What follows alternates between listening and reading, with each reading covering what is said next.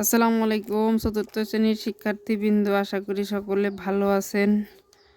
যাই হোক, আমরা চতুর্থ শ্রেণীর গণিত বইয়ের 17 পৃষ্ঠার একটি কার্ড ব্যবহার করে বৃহত্তম সংখ্যা তৈরি এবং ক্ষুদ্রতম সংখ্যা তৈরি করব। বৃহত্তম জোড়, বৃহত্তম বিজোড় সংখ্যা। যাই হোক, আগে আমরা সংখ্যা কার্ডটি খাতায় তুলে নেব। আমাদের সংখ্যা কার্ডগুলোর মধ্যে হচ্ছে 0, তারপরে আছে 1, তারপরে আছে 3, তারপরে আছে 4, 7, তারপর আছে 9। আমরা এই সংখ্যা কার্ডগুলোকে ব্যবহার করে কি করব? বৃহত্তম সংখ্যা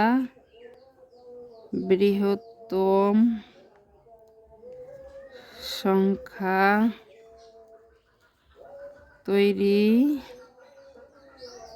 করব। এখন আমাদের এই সবচাইতে বড় সংখ্যা যেটা, সেটা আমাদের লিখতে হবে। এখানে 9 হচ্ছে আমাদের সবচাইতে বড়, দ্বিতীয় হচ্ছে 7 বড়, তারপরে হচ্ছে 4 বড়, তারপরে 3 বড়, তারপরে 1 বড়, তারপরে 0। এখন এই 0 নিয়ে কথা হতে পারে। 0 যদি আমি 1-এর এই পাশে দিই তাহলে কিন্তু আমাদের 301 হচ্ছে, আর যদি এই পাশে বসাই তাহলে 10 হচ্ছে। এখন 10 সবসময় বড়, আর 0 মানে একক, দশক, শতক, হাজার, অযুত, লক্ষ। 9,74,310 আমি যদি এখানে বসাই তাহলে আমার হবে 9,74,301। এখন আমার সর্বোচ্চ বৃহত্তম সংখ্যা তৈরি করতে হবে। যত দূর বৃহত্তম আমরা তৈরি করতে পারি তা তৈরি করলাম। এখন 2 নং প্রশ্ন হলো ক্ষুদ্রতম সংখ্যা তৈরি করো। ক্ষুদ্রতম সংখ্যাটি আমরা পরীক্ষার খাতায় যখন লিখবো এভাবে লিখবো সংখ্যাটি।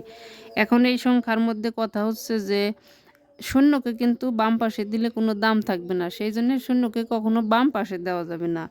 শূন্যকে আমরা সর্বনিম্ন যদি বসাই তাহলে 10-এর পরে বসাতে, মানে 1-এর পরে বসাতে পারি। তাহলে 1-এর পরে বসালে শূন্যর দাম রইল, এখানে শূন্যর মান হচ্ছে 10। তাহলে 3 বড়, 4 বড়, 7 বড়, 9 বড়। একক, দশক, শতক, হাজার, অযুত, লক্ষ। 10,03,479। এইভাবেই কিন্তু আমরা এই সংখ্যাগুলোকে ব্যবহার করে ক্ষুদ্রতম সংখ্যা তৈরি করতে পারি। এখন 3 নম্বর প্রশ্ন বলছে যে বৃহত্তম বিজোড় সংখ্যা তৈরি করো। বৃহত্তম বিজোড় সংখ্যা।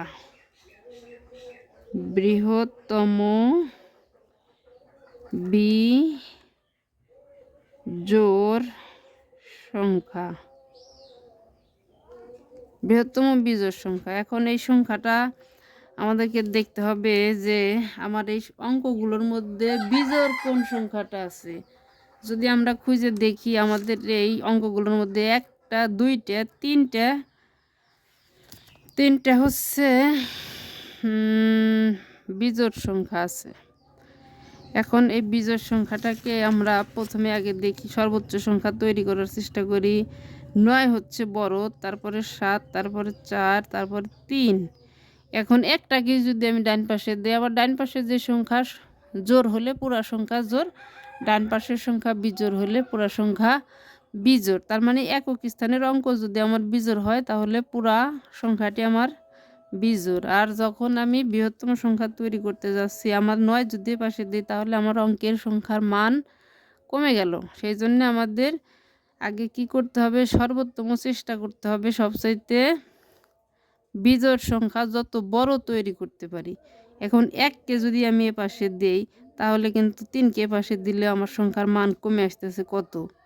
সেই জন্য 1 যেহেতু ছোট সংখ্যা, 1কে আমরা ডান পাশে দিতে পারলে আমাদের মানও বড় রইল, আমাদের সংখ্যাটাও বিজোড় হয়ে গেল।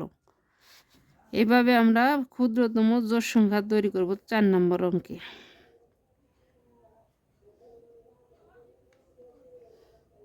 ক্ষুদ্রতম জোড়।